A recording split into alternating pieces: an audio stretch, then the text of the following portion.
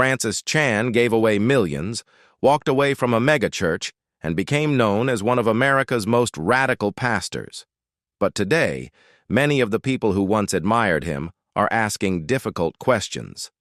From controversial teachings and failed expectations surrounding the house church movement to his recent apology over leaders he once endorsed, Chan has found himself facing growing criticism from within the Christian community. Now, at 58, the pastor who challenged others to examine their faith is being forced to defend his own decisions. So what happened, and why are so many people concerned? Let's take a closer look. A childhood marked by tragedy. Francis Chan's life was shaped by loss long before he became a pastor. Born on August 31, 1967, in San Francisco's Chinatown, he entered the world under heartbreaking circumstances. His mother died from complications during childbirth, leaving him with no memories of her and not even a single family photograph to hold on to. Years later, he would search for traces of her past, eventually finding only a few old ministry photos from Hong Kong. His father was suddenly left to raise 3 children on his own, and life quickly became focused on survival rather than comfort. Overwhelmed by the responsibility, he eventually sent young Francis to Hong Kong to live with his grandmother. The move was a culture shock. His grandmother was a devoted Buddhist, and Francis grew up surrounded by temple rituals, incense, prayers, and traditions that felt very different from the Christian faith he would later embrace. Living far from his father and siblings, he often felt isolated and alone, caught between 2 worlds and 2 cultures. Just as life seemed to regain some stability, tragedy struck again. When Francis was 8 years old, his stepmother was killed in a car accident. The loss devastated the family. One of his strongest memories from that time was riding with his father to identify her body, receiving a brief arm around his shoulder during the drive, a rare moment of affection he never forgot. Only 4 years later, another devastating blow followed. On Francis's 12th birthday, his father died after a battle with cancer. Instead of celebrating, he found himself grieving the loss of the last parent he had left.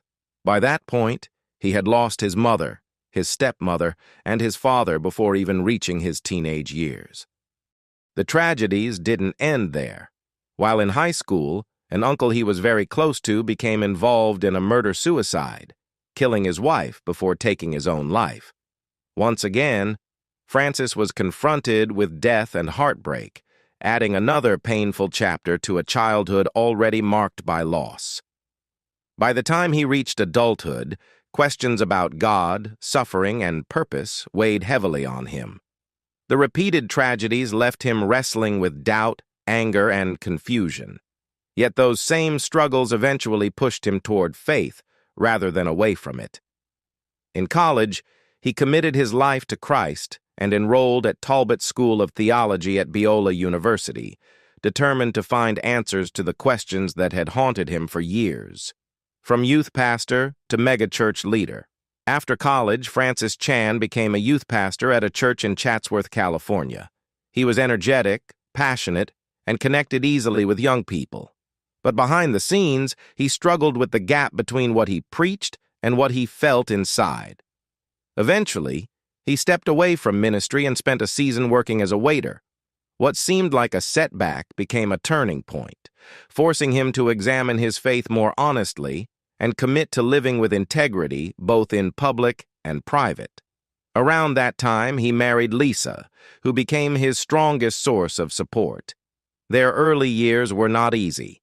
Francis carried years of grief into the marriage, and the couple faced plenty of challenges. But together, they learned that faith did not remove hardship. It helped them endure it. In 1994, Francis and Lisa helped start a small church in Simi Valley. What began with a handful of people meeting in a garage quickly grew as more families and young adults were drawn to Chan's direct and passionate preaching. Over time, that small gathering became Cornerstone Community Church, attracting thousands of attendees while Chan continued challenging people to take their faith seriously. In 2004, he helped launch Eternity Bible College, a school focused on biblical training and ministry. Watching students dedicate their lives to serving others, especially in difficult mission fields, led him to question whether modern church culture truly reflected the model Jesus intended. Even as his influence grew, Chan lived differently from many well-known pastors. He refused a church salary and donated much of his income from books and speaking engagements to charities supporting vulnerable children and victims of human trafficking. At home, he and Lisa were raising 7 children while balancing the demands of a rapidly growing ministry. By 2008, Cornerstone had become one of the largest churches in the region, yet Chan found himself wrestling with difficult questions. He began wondering whether Jesus and the Apostle Paul would have built such a large institution, or chosen something simpler and more personal. The success that changed everything. By 2008, Francis Chan had become one of the most recognizable pastors in America. His book Crazy Love exploded in popularity, became a New York Times bestseller, and eventually sold millions of copies worldwide. Around that time, his agent told him he could earn more than $1 million in royalties in a single year. For many people, that would have been a dream come true. For Chan, it became a test of conviction. Years earlier, he had prayed that if God ever made him wealthy, he would give the money away rather than keep it for himself. When the royalties arrived, he followed through. The proceeds were placed into an anonymous charitable fund that supported ministries in Asia and Africa, helping orphans, funding missions, and assisting victims of human trafficking. He refused to profit personally from the success of the book. As his influence grew, so did his discomfort. Conference invitations poured in from around the world, and thousands packed Cornerstone Community Church every week to hear him preach. From the outside, it looked like the perfect success story. But Chan increasingly worried that fame, money, and recognition could distract him from the kind of faith he believed Jesus called people to live. After visiting impoverished communities in Uganda and Ecuador, he became even more convinced that Christians should live simply.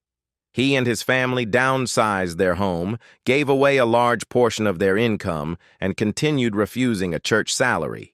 Cornerstone followed the same philosophy, donating more than half of its budget to missions and humanitarian work. Chan often challenged the idea that comfort and Christianity belonged together. While some critics felt he was taking things too far, he argued that the teachings of Jesus were already radical. To him, generosity wasn't extreme. It was simple obedience. His overseas trips left a deep mark on him. Spending time with orphans, missionaries, and struggling communities changed the way he viewed American church culture. The larger Cornerstone became, the more he wondered if something important was being lost. In 2008, he took a 3-month break from ministry to pray and reflect. When he returned, he began openly questioning whether many churches had become places where people simply attended services instead of actively living out their faith. He pushed Cornerstone toward smaller groups, greater participation, and deeper accountability. Some members embraced the changes, while others felt uncomfortable, and attendance briefly declined. At the same time, Eternity Bible College, which he had founded several years earlier, was sending students into difficult mission fields around the world. Watching former students risk their lives to serve others only strengthened his belief that church should be about making disciples, not building larger organizations. The more he traveled, the more he admired small churches where everyone knew one another and played an active role. Despite leading a congregation of thousands, he worried that many people felt anonymous, part of a crowd rather than a spiritual family. Those concerns finally came to a head on April 18, 2010. Standing before a packed congregation, Chan announced that he was stepping down as pastor of Cornerstone Community Church. He explained that he no longer believed the megachurch model was the best way to help believers use their gifts and serve one another. The announcement stunned many in the audience. Some cried, while others sat in silence. Soon afterward, he sold his home, left behind the platform he had spent years building, and moved toward a simpler ministry centered on house churches in San Francisco. Without a salary, a large staff, or a massive building, he focused on training ordinary believers to lead small communities of faith. It was a dramatic decision, but for Francis Chan, it felt like the natural conclusion to years of wrestling with the same question. Was success helping him follow Jesus, or pulling him away from the life he believed God was calling him to live? Fame, doubts, and a new direction. Francis Chan's preaching carried an intensity that many listeners never forgot. Long before sermons went viral online, recordings of his messages spread widely because he challenged comfortable Christianity. He often spoke about wealthy believers ignoring suffering people around the world, inspiring many to give more and serve more. But his growing influence also raised concerns among some critics who worried that too much attention was being focused on one leader. Chan tried to live the message he preached. He regularly took his family on mission trips across Asia, traveling with Lisa and their 7 children. While many admired their commitment, the lifestyle came at a cost. Lisa later spoke openly about the exhaustion and pressure of raising a large family while constantly serving in ministry. His decision to give away the royalties from Crazy Love strengthened his reputation as a pastor who practiced what he preached. He donated much of his income, lived simply, and encouraged others to do the same. Yet even during the height of his success, he couldn't shake the feeling that something was missing. Leading a church of thousands left him wondering how many people were truly involved in ministry. The New Testament described a church where everyone participated, but many attendees simply listened and went home. That tension stayed with him for years. On April 18, 2010, Chan shocked nearly 5,000 people at Cornerstone Community Church by announcing his resignation. He later admitted he feared people were becoming more attached to him than to God. Leaving was difficult, but he believed it was necessary. Soon afterward, he stepped away from the spotlight, spent time overseas with his family, and eventually helped start simple house churches in San Francisco known as We Are Church. Instead of large auditoriums, believers gathered in homes, shared meals, prayed together, and actively participated in worship. In later years, Chan found himself at the center of several controversies. In 2019, he appeared alongside charismatic leaders such as Benny Hinn, Todd White, and Bill Johnson, prompting criticism from some Christians who questioned those associations. Chan responded by saying he accepted many invitations in hopes of reaching different audiences and admitted he should have been more careful. That same year, he shared stories of what he believed were miraculous healings during ministry trips in Asia. Supporters celebrated the accounts, while skeptics questioned them. Then, in 2020, he sparked another debate when he said his study of early Christianity had led him to view communion differently, believing Christ was present in a deeper way than he had once thought. Some welcomed the change, while others worried he was moving toward Catholic theology. For a time, Chan also served as an elder at a larger church, hoping to see whether a traditional congregation could still function as a true community. Eventually, he stepped away again, convinced that smaller gatherings better reflected his vision of church life. His choices dramatically changed his lifestyle. He gave away large portions of his savings, refused a church salary, and avoided much of the attention that came with being a well-known pastor. Many expected his influence to fade after leaving Cornerstone. Instead, house churches continued to multiply and new leaders emerged, walking away from the spotlight. At the heart of Francis Chan's biggest decisions was a deeply personal realization. Years later, he admitted that the hardest part wasn't resigning from a megachurch, it was recognizing how much he enjoyed being admired. His books were bestsellers, thousands came to hear him preach, and his influence kept growing. But the more attention he received, the more he worried that popularity was replacing genuine discipleship. He began to wonder whether people were following Jesus or simply following a well-known pastor. Walking away from that success forced him to rebuild his identity, not as a celebrity preacher, but as a follower of Christ trying to live faithfully. After leaving Cornerstone, Chan didn't retire. Instead, he entered a new season of ministry. Around 2020, he stepped back from the church network he had helped build and focused on smaller gatherings, speaking more openly about spiritual complacency and what he believed was a growing problem of consumer Christianity. The house church movement he once championed also proved more difficult than expected.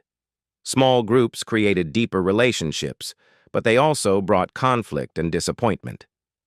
Chan later admitted he had been somewhat idealistic.